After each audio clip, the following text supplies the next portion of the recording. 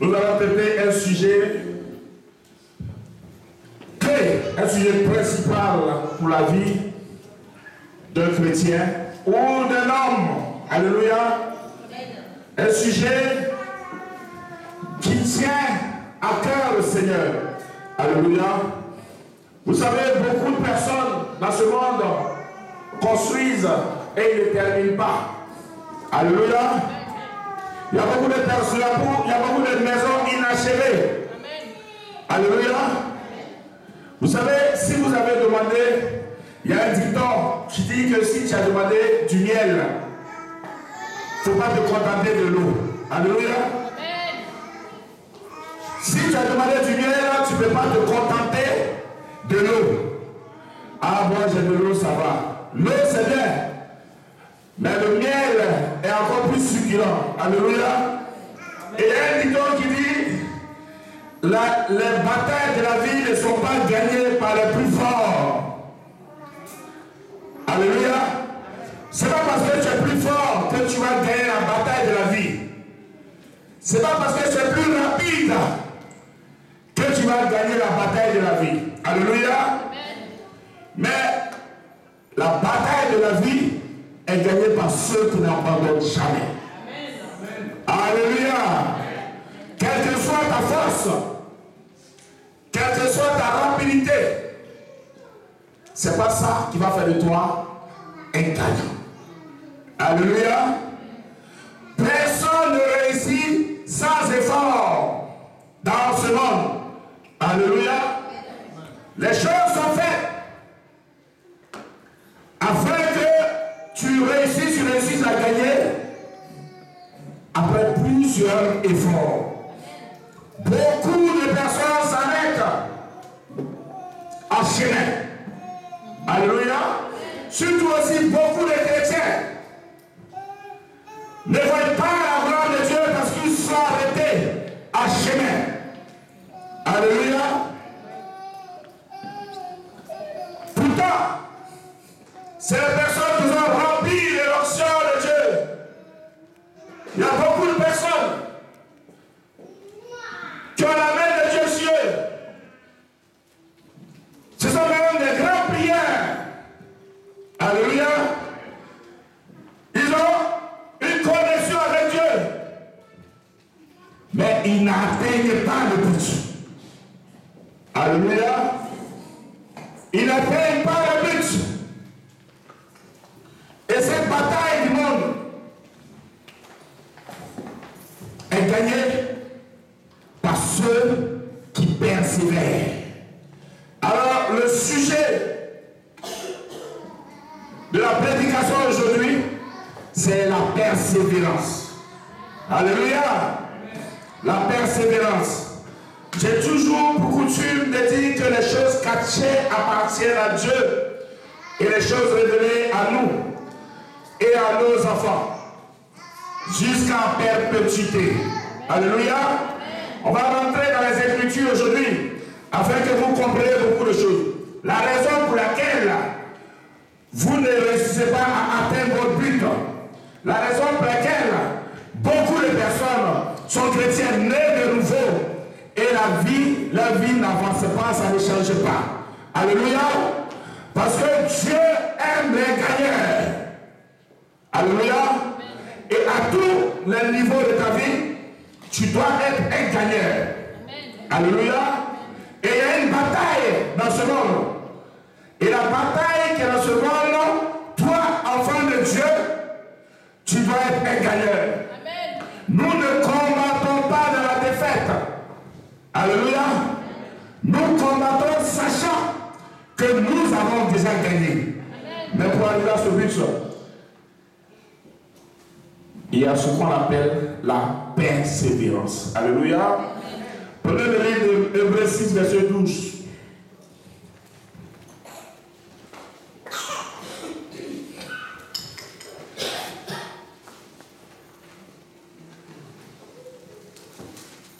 Hébreux 6, à partir du verset 12.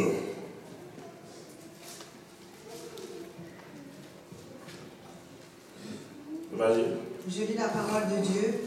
En sorte que vous ne vous vous relâchiez point et que vous imitiez ceux qui, par la foi et la persévérance, héritent des promesses. Alléluia.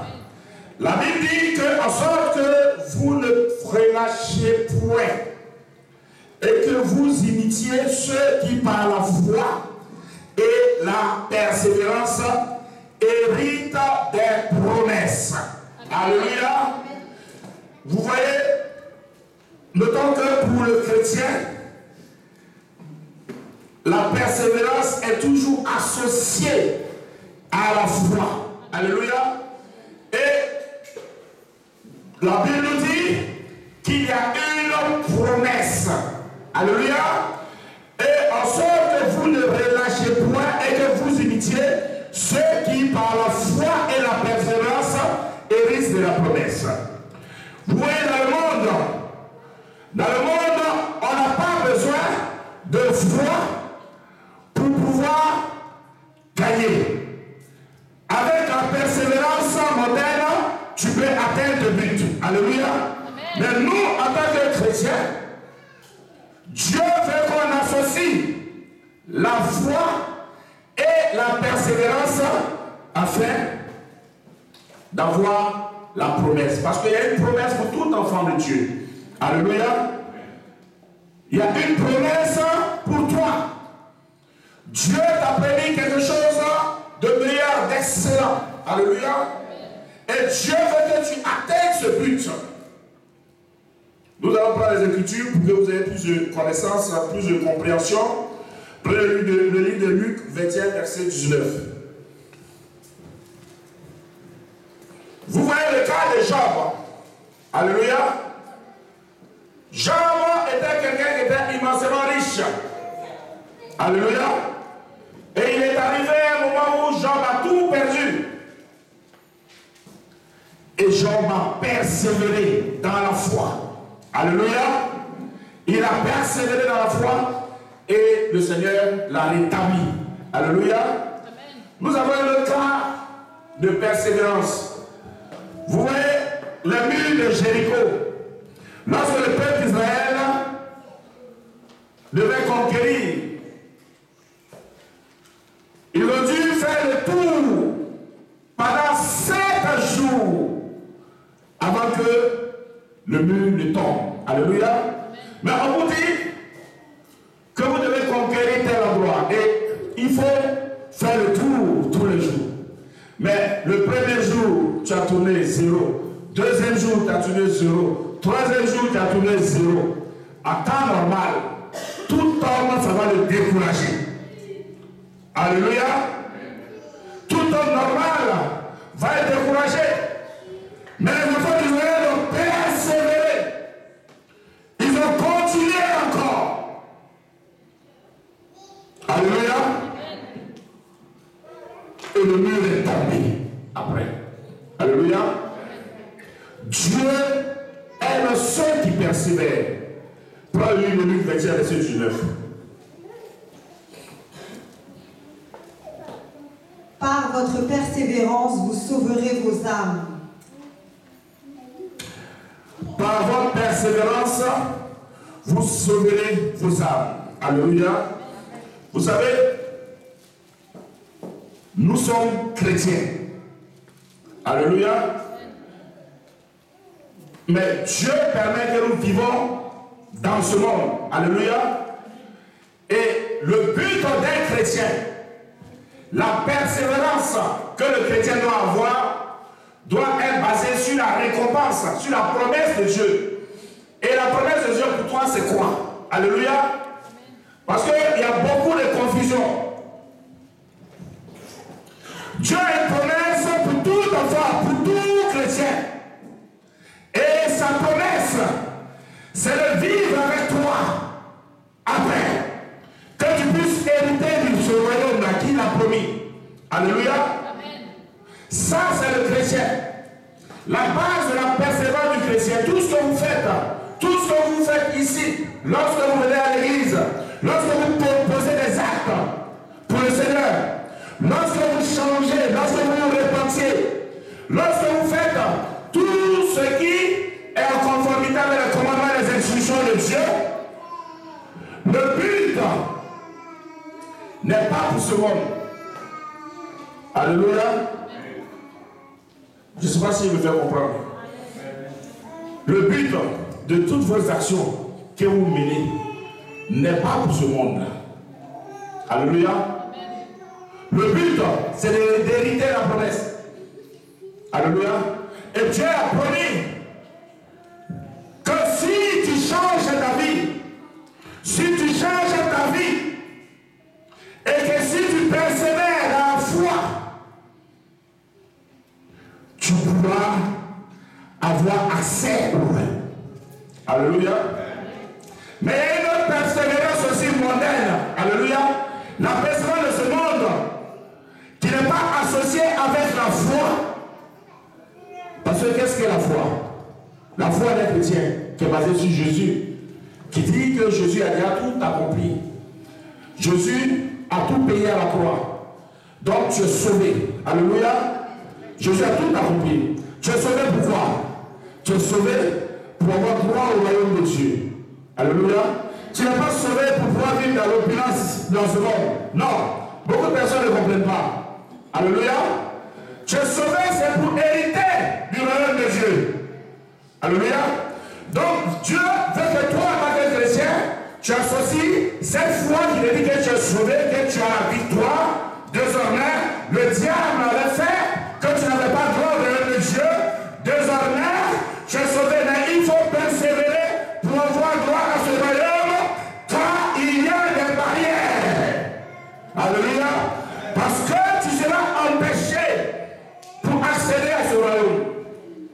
Parce que Satan ne veut pas que tu aies droit à cette promesse. Alléluia. Donc tout sera mis en œuvre afin de t'empêcher d'accéder à ce royaume de Dieu. Alléluia. Mais la persévérance moderne qui n'a rien à voir avec la foi, avec la victoire de Christ, te dit que dans toutes tes activités que tu vas faire ici, si tu tombes aujourd'hui, lève-toi, continue. S'il y a des blocages, ne sois pas découragé, continue. S'il y a signe, il faut persister, persister, persister, et tu obtiendras. Alléluia. Ça, c'est la persévérance pour ce monde. Et la promesse de Dieu, lorsque le Seigneur dit chercher premièrement le royaume de Dieu, ça veut dire que tu auras persévéré dans la foi et tu auras acquis le royaume de Dieu, et de telle sorte que lorsque tu as toutes ces clés, ici à ce monde, tu pourras posséder aussi tout ce que tu veux. Alléluia. Alléluia. Donc, la base de tout ce que nous faisons en tant que chrétiens, la Bible dit, par votre persévérance, vous sauvez vos âmes. Alléluia. Nous, notre rôle en tant que prédicateur, c'est que votre âme soit sauvée. C'est le but. Tous les enseignements que nous donnons, c'est que vos âmes soient sauvées. Dieu nous a mandatés afin qu'aucune âme ne se perde. Parce que les âmes doivent répartir au Père. Mais le diable ne veut pas que vos âmes répartent à lui. Alléluia. Parce que la promesse que vous avez, Satan n'a pas cette promesse. Alléluia. Il n'est pas d'accord avec le fait que vous pourriez hériter de ce royaume. D'où il va y avoir une bataille ici, sur terre, afin que vous échouez. On va prendre certaines définitions de la persévérance pour que vous compreniez. Persévérance signifie entêtement. Alléluia.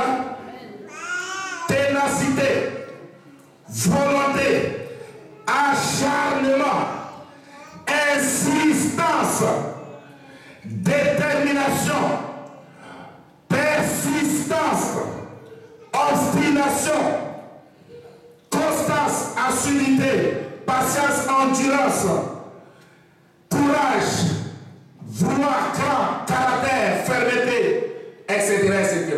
Alléluia. Tous ces qualificatifs, Dieu veut que toi, en tant que chrétien, tu aies ça avec toi. Alléluia. Parce que tu seras confronté à une opposition terrible dans ce monde. Alléluia. Beaucoup de personnes ne connaissent pas la raison pour laquelle ils sont réellement à l'église. Pourquoi? Beaucoup de personnes ne savent pas pourquoi ils suivent Dieu. Alléluia. Parce que beaucoup de personnes confondent le christianisme en richesse et opulence. Alléluia. C'est vrai que Dieu veut qu'on vive bien. Mais tu n'es pas à l'église parce que tu veux que Dieu te rende riche. Si c'est ça, tu te trompes. Alléluia. Parce qu'après ce monde, il y a une autre vie. Après cette vie, il y a une autre vie. Et l'église sur terre est chargée de préserver vos âmes afin que vous héritiez de cette vie. Beaucoup de personnes sont égarées. Alléluia. Ils sont égarés dans les églises. Ah non. Depuis que je suis dans l'église ici, ça ne va pas, mes affaires ne marchaient pas. Si tes affaires ne marchent pas, ce n'est pas à cause de l'église. L'église est chargée de préserver ton âme afin que tu sois sauvé. Si tes affaires ne marchent pas, c'est à cause de toi. Alléluia. C'est à cause de toi. L'église n'a rien à voir. L'église n'a rien à voir avec tes affaires. Mais à cause de toi, parce que tu as commencé un projet et tu n'as pas persévéré. Alléluia. Beaucoup de personnes s'arrêtent sur la route. Parce qu'en tant qu'enfant de Dieu, l'attaque, l'opposition est à double sens sur vous. Non seulement les puissances des ténèbres veulent vous empêcher d'être sauvés, et aussi ils vous envoient dans l'égarement dans ce monde. C'est à double sens. Pourquoi? Parce que Satan sait que pour pouvoir t'empêcher d'être sauvé, il va te créer toutes les difficultés dans ce monde afin que tu abandonnes. Alléluia. Afin que tu abandonnes, afin que tu baisses les bras. Parce qu'une personne qui vient à l'église tout le temps, cette personne est toujours assidue à l'église. Elle prie, elle fait tout. Alléluia. Et en dehors de l'église, cette personne fait des activités. Alléluia. Elle est en train de mettre en place un autre projet pour pouvoir avancer. Qu'est-ce que le diable va faire? Quand tu œuvres afin que ton âme soit sauvée, Satan va t'entendre sur un autre terrain. Parce qu'à l'église, Satan sait qu'il ne peut plus t'avoir de ses côtés. Donc il va t'attendre sur l'autre terrain. Alléluia. Donc il va mettre des garde-fous en devant de toi. Alléluia. De telle sorte que tu vas te cogner la tête à chaque fois et te décourager. Non seulement du projet que tu as de faire, mais aussi te décourager de ce que tu fais à l'église afin que tu sois sauvé. Est-ce qu'on se comprend? C'est à double sens. Alléluia. Le combat se fait sur les deux terrains. Voilà pourquoi Dieu nous dit à toutes choses persévérer. À toutes choses persévère dans ta marche avec Christ. Persévère dans ta vie de tous les jours. Parce que tu vas déclarer la guerre au diable. Parce qu'il a la haine, il est jaloux.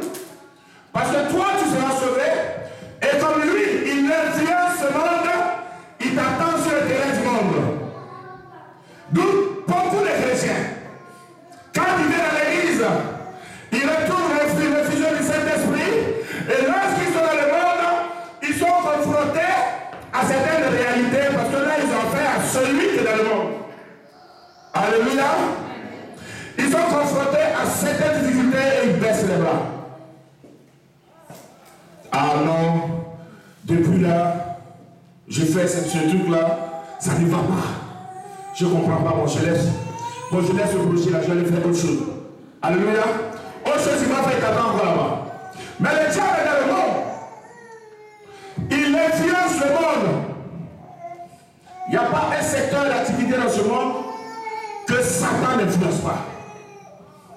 Alléluia.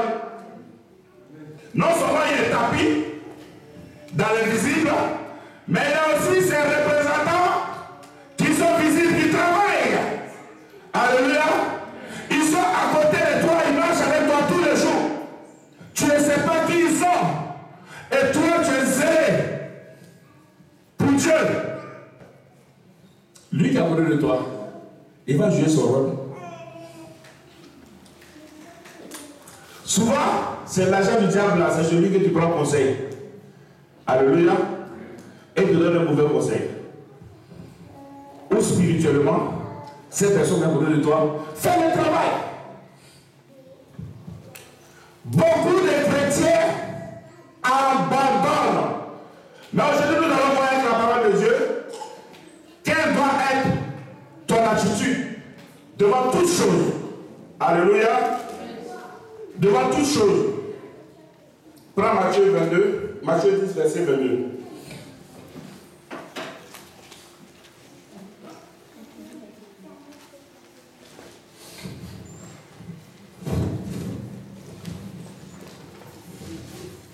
Vous allez comprendre aujourd'hui un mystère, un grand mystère. Quelque chose qui est caché. Un mystère que beaucoup de personnes ne comprennent pas. Alléluia. Parce que tous les jours, vous dites Dieu tout-puissant. Alléluia. Dieu qui est au-dessus de tous les dieux. Alléluia. Le monde, Dieu tient le monde dans sa main. Alléluia. Monsieur, réveillez-vous s'il vous plaît. Monsieur, réveillez le monsieur qui est derrière là-bas. Dites-lui de revenir parmi nous.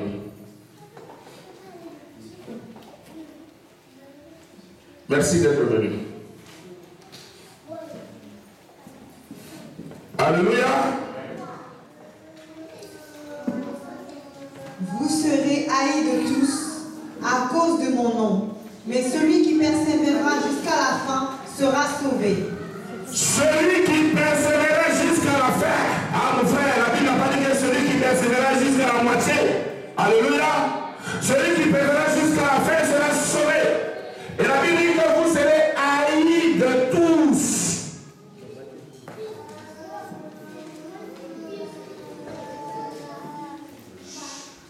Vous serez haïs de tous. Tout le monde va vous haïr. Mais vous êtes surpris souvent que lorsque vous donnez votre vie à Dieu, beaucoup de personnes avec qui vous marchez avant vous donnent d'or. Vous pensez que c'est par rapport à quoi? Alléluia. Mais parce que Satan contrôle certaines personnes. Et l'esprit qui les contrôle, voyez que vous serez sauvés. Et la haine arrive. Alléluia. Vous serez haïs, même par vos parents.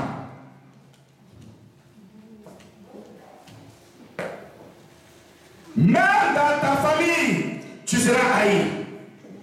Tu constateras que dans la famille, ceux que tu étais d'accord avec eux, depuis que tu as commencé à marcher avec Christ réellement, beaucoup commencent à être bizarres avec moi.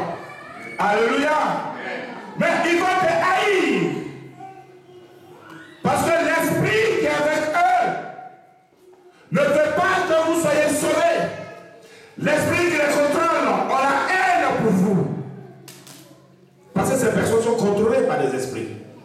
L'esprit qui est dans le monde. Alléluia. D'où la haine arrive.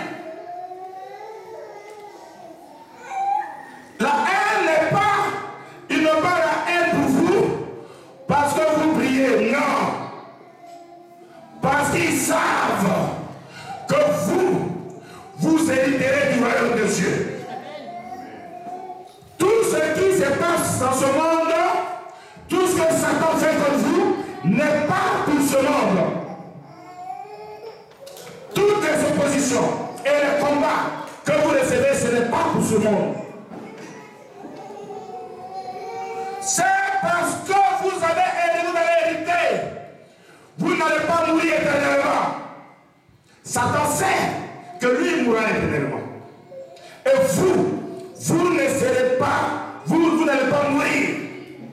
Et vous vivriez. Donc ils vont te haïr pour ça. Alléluia. Tu ne comprendras pas. Mais le Seigneur a dit qu'il est venu avec une épée. Alléluia. Pour séparer le père et le fils même. La mère et la fille. Alléluia.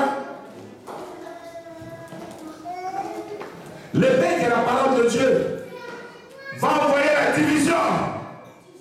Parce que vous n'avez pas le même esprit. Vous n'avez plus le même esprit. Alléluia.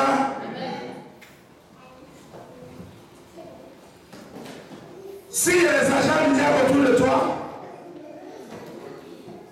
tu constateras qu'ils vont avoir des comportements bizarres. Alléluia. Mais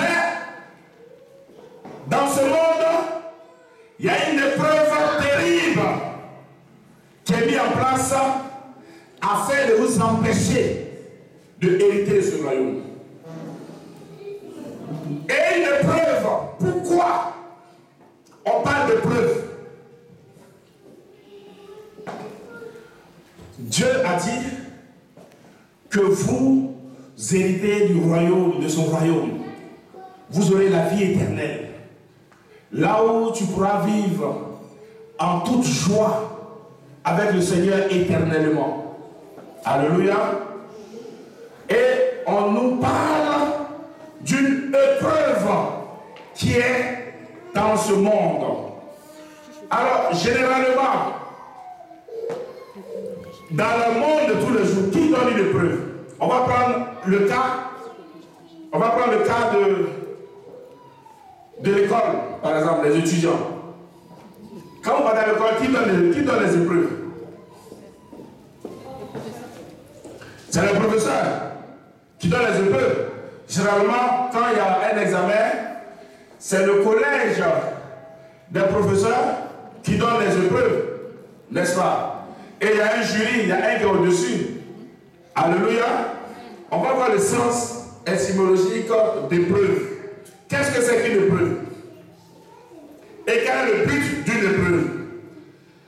Une épreuve, c'est un essai pour éprouver la qualité ou les performances de quelque chose. Un test, ce qui permet d'évaluer la qualité intellectuelle ou morale d'une personne, d'une œuvre ou d'une valeur. Alléluia. Et on nous parle d'une épreuve qui est faite, qu'on vous donne sur cette terre. On parle d'une promesse, d'un royaume où vous devez vivre. Et après, on parle d'épreuve. Alléluia. Et dans ce royaume-là, il y a un Dieu qui est éternellement saint. Alléluia. Qui est grand, qui est saint. Alléluia. Alléluia. Et l'épreuve est donnée dans ce monde. Ouais, les choses cachées appartiennent à Dieu.